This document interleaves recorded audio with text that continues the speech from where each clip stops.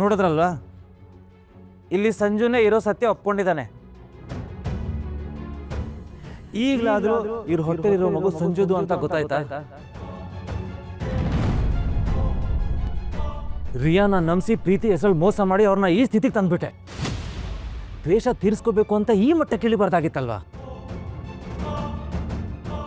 ಇಷ್ಟಕ್ಕೂ ನಿನ್ನ police arrest ಮಾಡೋದಕ್ಕೆ ರಿಯಾ ಕಾರಣ ಅಂತ ನೀನು ಅನ್ಕೊಂಡಿರೋದೇ ತಪ್ಪು.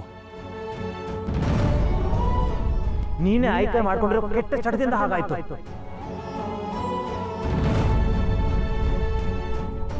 ಒಂದು ಹೆಣ್ಣಿನ ಬದುಕು ಹಾಳು ಮಾಡೋ ಅಧಿಕಾರ ನಿಂಗಿರ್ಲಿಲ್ಲ. ಈಗ ನಿನ್ನ ಎದುರುಗಡೆ 2 ಆಯ್ಕೆ ಇಡ್ತೀನಿ. ಒಂದು, ರಿಯಾಗೆ ತಾಳಿ ಕಟ್ಟಿ ಹೆಂಡತಿ ಅಂತ ಒಪ್ಕೋಬೇಕು, ಇಲ್ಲ ಅಂದ್ರೆ ಜೈಲಲ್ಲಿ ಕೊಳಿಬೇಕು.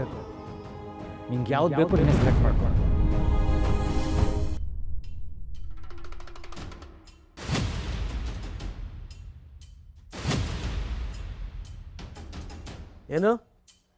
ಏನು ಎಲ್ಲ ಆಟಗಳು ಆಡ್ತಾ ಇದ್ದೀರಾ? ನೀನು ಹೇಳ್ದೆ ಅಂದ ಮಾತ್ರಕ್ಕೆ ಸಂಜು ಹೋಗಿ ಯಾರ್ಯಾರಿಗೂ ತಾಳಿ ಕಟ್ಟಕ್ಕಾಗಲ್ಲ. ಯಾಕಾಗಲ್ಲ? ಸಂಜೆ ಮಾಡಿರೋ ಮೋಸಕ್ಕೆ ರಿಯಾ ಬಲಿ ಆಗ್ಬೇಕಾ?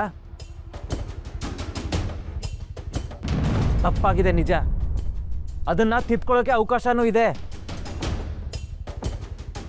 ಆಗಲಿಲ್ಲ ಅಂದ್ರೆ ತಪ್ಪು ಅಪರಾಧ ಆಗುತ್ತೆ.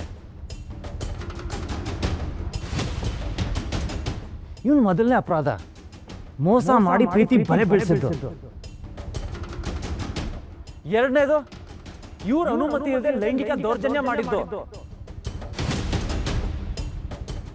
ಮೂರನೇದು, ಅದರಿಂದ ನೊಂದು ರಿಯಾ ಆತ್ಮಹತ್ಯೆ ಮಾಡ್ಕೊಳ್ಳೋಕೆ ಪ್ರಯತ್ನ ಮಾಡಿದ್ದು.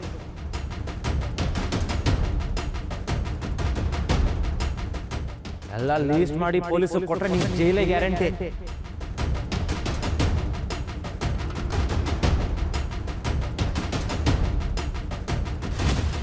ಆದ್ರೂ ಕರ್ಣ, ತೀರಾ ಇಂಥವ್ರನ್ನೆಲ್ಲ ನಮ್ಮನೆ ಸೊಸೆ ಹೇಗ್ ಮಾಡ್ಕೊಳಕ್ಕಾಗತ್ತೆ ಹೇಳು? ಲೋ ಕ್ಲಾಸ್ ಆಗ್ಲಿಲ್ವಾ? ನಮ್ ಸ್ಟೇಟಸ್ ಏನಾಗತ್ತೆ ಹೇಳು? ಕ್ಲಾಸ್ ಅನ್ನೋದು ಫೈನಾನ್ಷಿಯಲ್ ಸ್ಟೇಟಸ್ ಇಂದ ಬರೋದಲ್ಲ ಚಿಕ್ಕಮ್ಮ. ಅವ್ರ ಗುಣ, ಸಂಸ್ಕಾರ, ಬುದ್ಧಿವಂತಿಕೆಯಿಂದ ನಿರ್ಧಾರ ಆಗೋದು.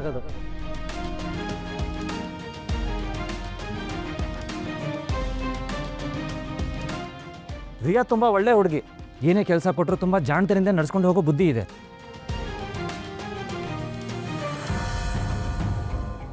ಇವರು ನಮ್ಮನೆ ತಕ್ಕ ಸೊಸೆ ಅನ್ನೋದ್ರಲ್ಲಿ ಯಾವ ಅನುಮಾನನೂ ಇಲ್ಲ.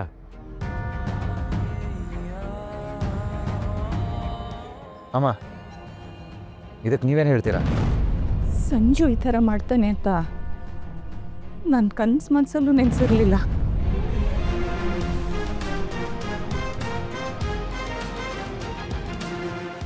ರಿಯಾ, ನನ್ನ ಮಗನ ಪರವಾಗಿ ನಾನು ಕ್ಷಮೆ ಕೇಳ್ತಿದ್ದೀನಿ.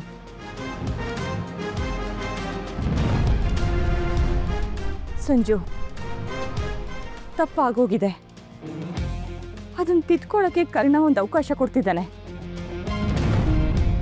ಸಂಜು, ಈ ಕ್ಷಣನೇ ರಿಯನ್ ತಾಳಿ ಕಟ್ಟು.